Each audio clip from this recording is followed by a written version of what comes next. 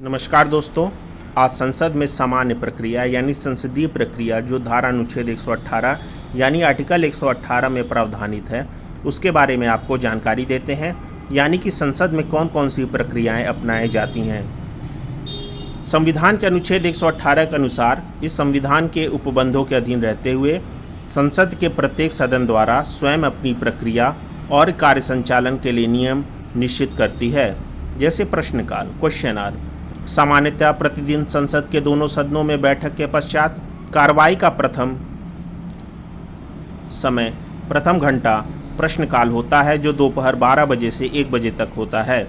प्रश्नकाल में संसद सदस्यों द्वारा लोक महत्व के किसी मामले पर जानकारी के लिए मंत्रिपरिषद से प्रश्न पूछा जाता है।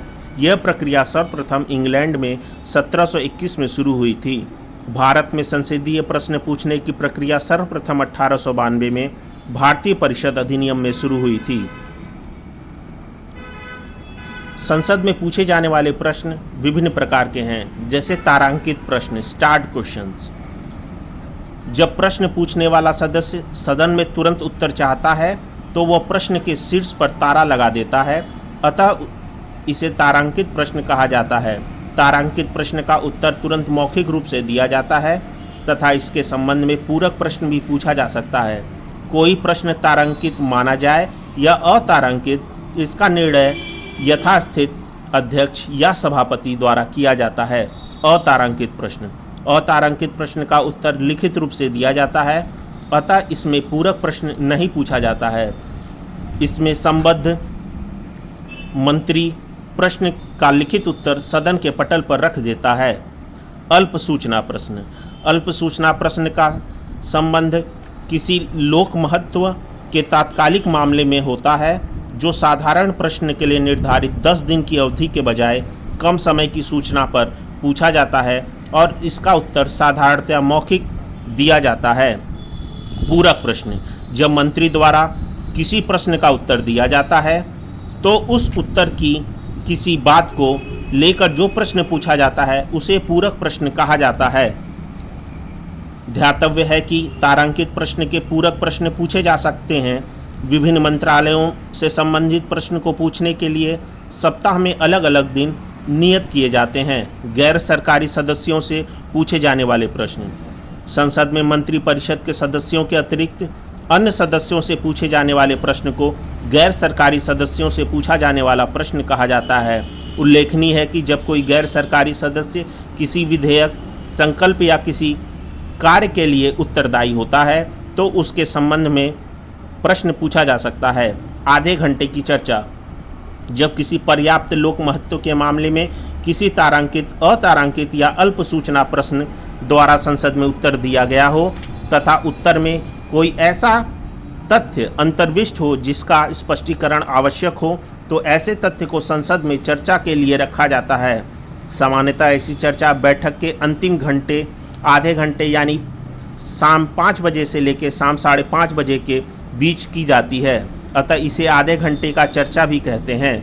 लोकसभा में सप्ताह के 3 दिन यथा सोमवार, बुधवार और शुक्रवार को तथा राज्यसभा में सभापति की अनुमति से किसी दिन ऐसी चर्चा की जा सकती है, किंतु चर्चा के कम से कम 3 दिन पूर्व इसकी लिखित सूचना दी जानी चाहिए। शून्यकाल 0 आवर, संसद के दोनों सदनों में प्रश्न के काल के तुरंत बाद 1 घंटे का समय शून्यकाल कहा जाता है। शून्यकाल में विचार के लिए विषय पहले से निर्धारित नहीं होता है। इसमें बिना पूर्व सूचना के सार्वजनिक महत्व का कोई भी प्रश्न उठाया जा सकता है और किसी मंत्री से उत्तर देने को कहा जा सकता है। इसी कारण इसे प्रश्न उत्तर सत्र भी कहा जाता है। भारतीय संसदीय प्रक्रिया में शून्यकाल शब्द का उल्लेख नहीं है। चूँकि यह समय दोपहर 12 बजे से आरंभ होता है, अतः मीडिया द्वारा इसे शून्यकाल नाम दे दिया गया है। अतः संसदीय व्यवस्था में शून्यकाल भारत की देन है। अल्पकालीन चर्चाएं, किसी अविलंबीय लोक महत्व के विषय को सदन के ध्यान लाने के लिए कोई गैर सरकारी सदस्य अल्पकालीन चर्चा उठा सकता है। अल्पकालीन चर्चा के लिए सप्ताह में 2 दिन का समय नियत किया गया है। सामान्यतया ऐसी चर्चा मंगलवार या गुरुवार को की जाती है। अल्पकालीन चर्चा उठाने की परंपरा 1953 में आरंभ की गई थी। इस चर्चा को उठाने के लिए मामले का संक्षिप्त वर्णन करते हुए और उसके कारणों को दर्शाते हुए चर्चा उठाने वाला सदस्य इसकी सूचना महासचिव को देता है। ऐसी सूचना को 2 और सदस्य के हस्ताक्षर होते हैं। चर्चा की स्वीकार्यता के संबंध में निर्णय अध्यक्ष या सभापति द्वारा किया जाता है। व्यवस्था का प्रश्न यानी पॉइंट ऑफ ऑर्डर।